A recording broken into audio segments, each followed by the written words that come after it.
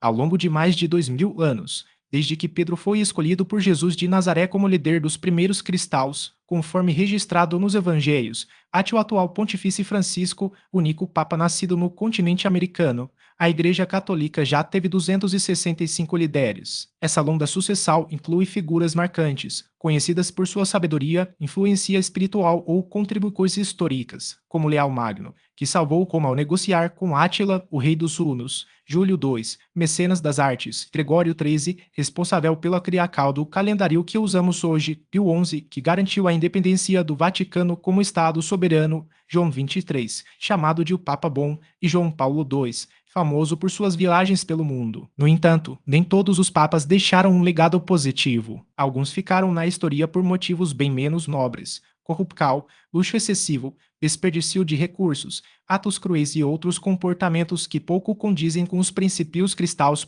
Este texto se dedica justamente a esses pontifícios cujas acos mancham a imagem da Igreja, ainda que muitas de suas condutas refletissem os costumes e valores de suas épocas. Antes de prosseguirmos, vale lembrar que o primeiro Papa reconhecido pela tradical cristã foi o apóstolo Pedro, a quem Jesus teria conferido autoridade, segundo o Novo Testamento. No Evangelho de Mateus, capítulo 16, versículos 18 e 19, está registrado: Tu és Pedro, e sobre esta pedra edificarei a minha igreja, e as portas do inferno não prevalecerão contra ela. Eu te darei as chaves do reino dos céus. O que ligares na terra será ligado nos céus, e o que desligares na terra será desligado nos céus. De acordo com os registros oficiais do Vaticano, desde a fundação da Igreja Católica no primeiro século da Era Comum, houve 265 papas. Esse número inclui Estevão II, eleito em 752, mas que faleceu antes de ser consagrado, razão pela qual algumas listas o omitem. Também considera apenas uma vez o pontificado de Bento IX, que ocupou o cargo em 3 períodos distintos entre 1032 e 1048. Entre os recordes curiosos, Bento IX foi o papa mais jovem da história, assumindo o trono aos 20 anos. Já o mais velho a ser eleito foi Agatal, um siciliano que, aos 100 anos, tornou-se papa em 678. Agatal também detém o recorde de longevidade, tendo falecido aos 102 anos. Em segundo lugar está Bento XVI,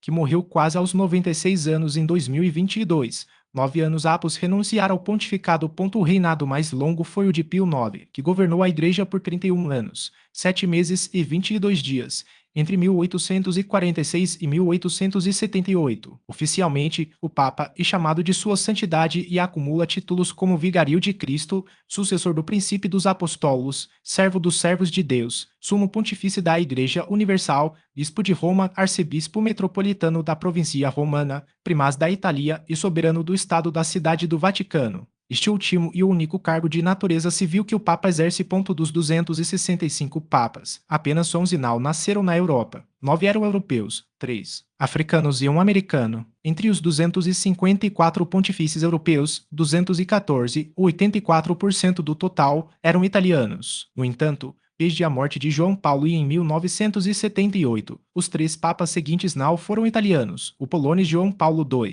o alemão Bento XVI e o argentino Francisco. Essa mudança reflete uma tendência de internacionalização do catolicismo nas últimas 5 décadas. Os 40 papas europeus não italianos incluem 17 franceses, 6 alemães, 6 gregos, 2 espanhóis e 9 de outros países. Os 2 espanhóis foram Calixto III e seu sobrinho Alexandre V, mais conhecido como Papa Borgia.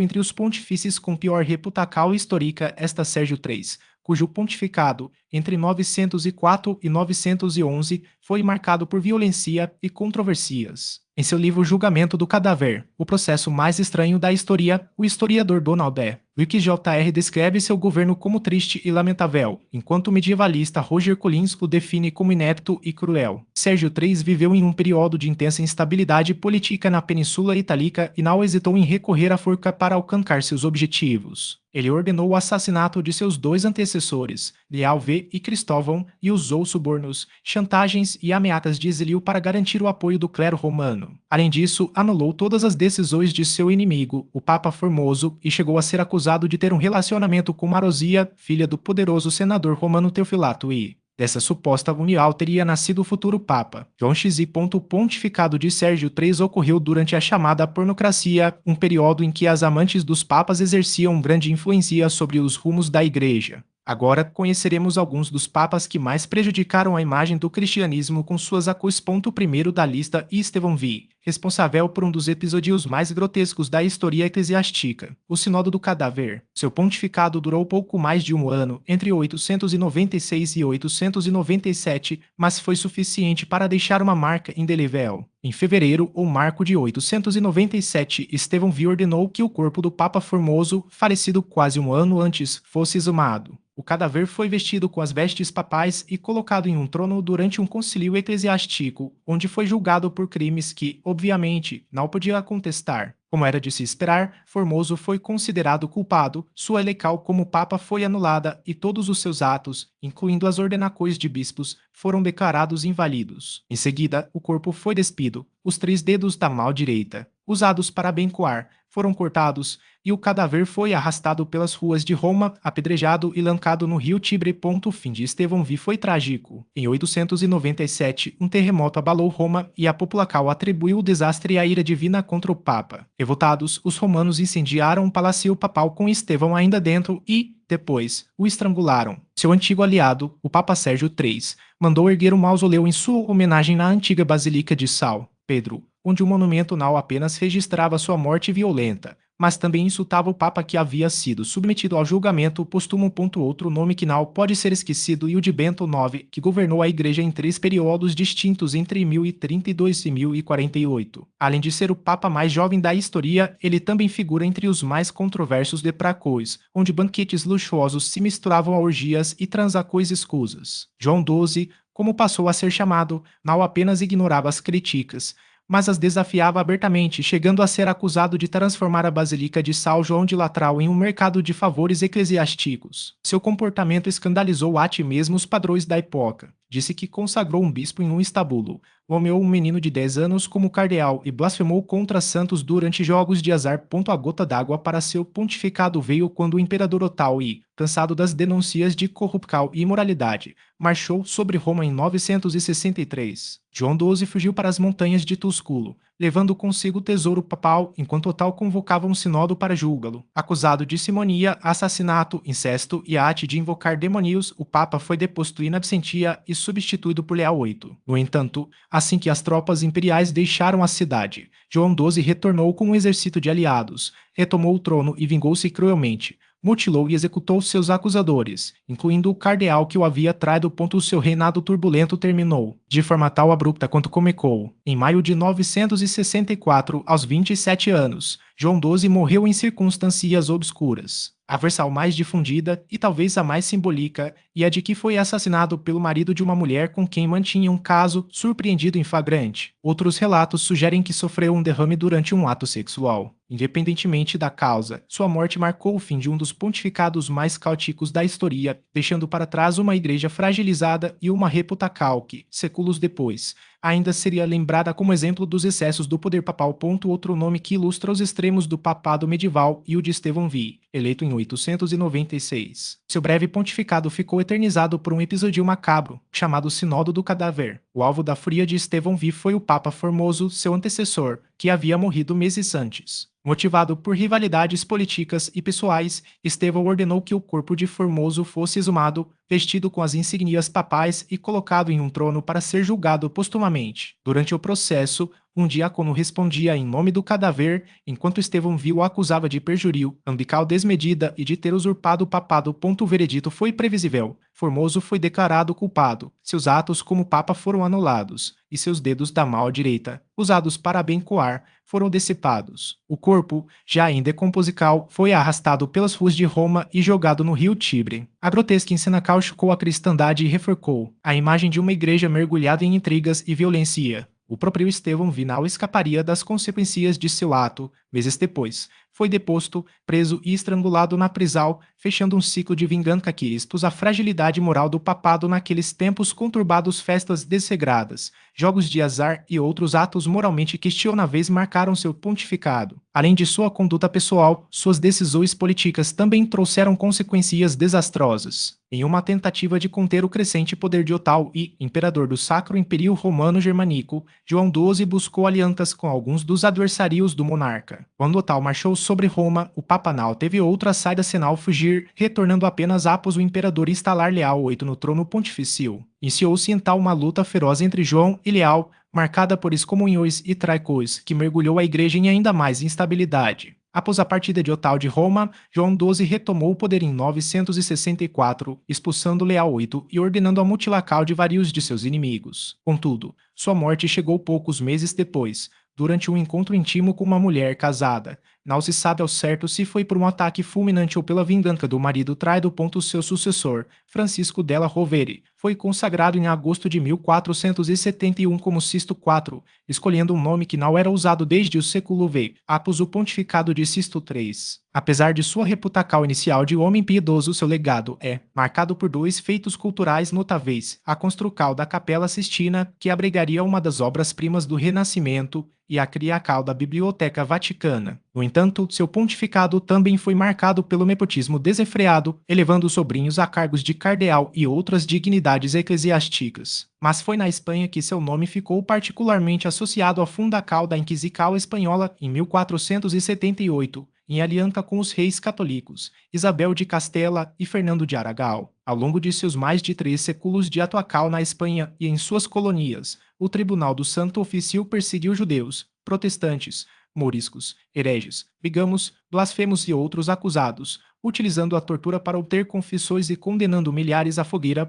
Curiosamente, o fundador da Inquisição foi eleito papa justamente por sua fama de homem devoto. A ascensão da família della Rovere começou quando Sisto IV concedeu a seu sobrinho Giovanni o senhorio de Senigallia e arranjou seu casamento com a filha de Federico da Montefeltro, Duque de Urbino. Sua morte, em 12 de agosto de 1484, foi registrada por um enviado da família Medici com uma frase lacônica: "Hoje, às 5 horas, Sua Santidade Sisto IV deixou esta vida. Que Deus o perdoe." Poucos anos depois, em 1555, ascendeu ao trono pontifício Paulo IV, um papa que contrastava com seus antecessores por sua aversão às artes e ao mecenato intelectual. Enquanto muitos papas do Renascimento haviam patrocinado artistas e eruditos, Paulo IV chegou a propor o branqueamento dos afrescos da Capela Sistina, considerando-os indecentes. Também intensificou a censura, publicando o primeiro Index Librorum Prohibitorum, uma lista de obras proibidas por conterem ideias contrárias à doutrina da Igreja. Seu ato mais infame, porém, foi a criação do gueto romano,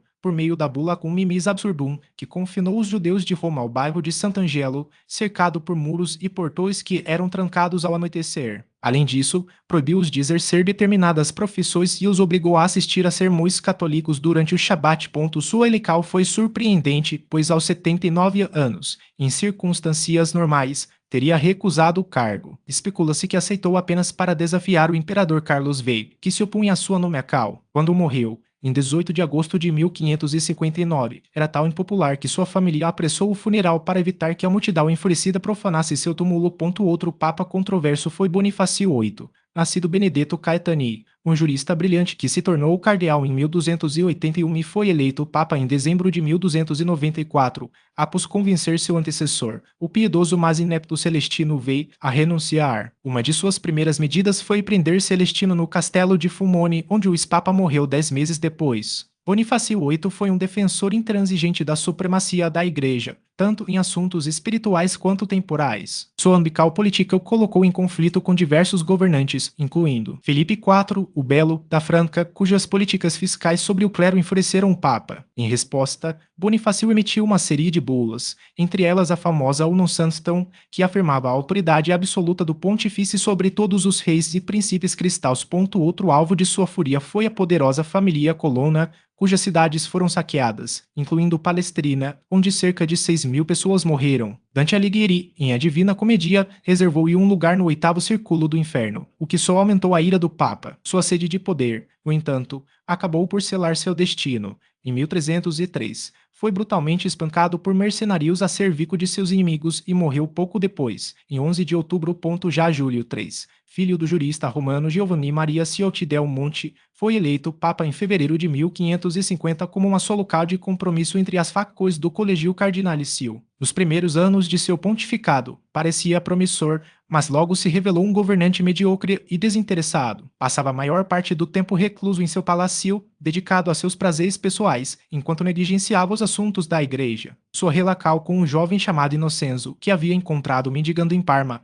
manchou ainda mais sua reputação. Após ser eleito papa, levou o rapaz para viver com ele, adotando-o como sobrinho e concedendo-lhe o título de cardeal, além de inúmeros privilégios. As suspeitas de que a relação entre os dois ia além dos lacos familiares eram fortes, e muitos acreditavam que Innocenzo era, na verdade, seu amante. Inicialmente, o imperador Carlos V se opôs à sua lecal, pois apoiava o cardeal espanhol Juan Álvarez de Toledo. No entanto, Júlio III acabou se tornando um aliado fiel do imperador. Em 1551, permitiu que o Concílio de Trento fosse reaberto, mas seu pontificado foi marcado pela inacal e pelo escândalo, consolidando sua imagem como um dos papas mais fracos da história. A Universidade de São Marcos, considerada a mais antiga das Américas, localiza-se na cidade de Lima, no Peru. Mas voltemos ao século XI, quando Francis Odo de Chatillon, conhecido como Urbano II, assumiu o pontificado em 1088. Ao lado de figuras como o diplomata Leal de Ostia, ele foi responsável por reorganizar a curia romana e implementar reformas no clero. No entanto, seu nome ficou eternamente ligado a um dos episódios mais controversos da história da Igreja, o lançamento da Primeira Cruzada. Em 1095, o imperador bizantino Aleixo I Comneno enviou um pedido de ajuda a Urbano II, alarmado com o avanço dos turcos seljúcidas, que haviam conquistado grande parte da Anatólia. O Papa respondeu com um discurso infamado no Concílio de Clermont, no qual conclamou os cristãos a uma guerra justa para recuperar os lugares santos sob domínio muçulmano, prometendo indulgência plena, ou seja, o perdão dos pecados, a todos que participassem da campanha. Urbano II deu início a um movimento que se estenderia por séculos, envolvendo não apenas a Europa, mas também o norte da África e o Oriente Médio. A Primeira Cruzada, embora tenha alcançado seu objetivo inicial com a tomada de Jerusalém em 1099, foi marcada por uma violência extrema. Os cruzados não pouparam nem mesmo populações cristãs orientais, além de cometerem massacres contra muçulmanos e judeus. O próprio Urbano II, no entanto, não viveu para testemunhar a conquista da Cidade Santa. Ele morreu em 29 de julho de 1099, apenas 2 semanas após a vitória, sem saber que seu chamado havia mudado para sempre o curso da história.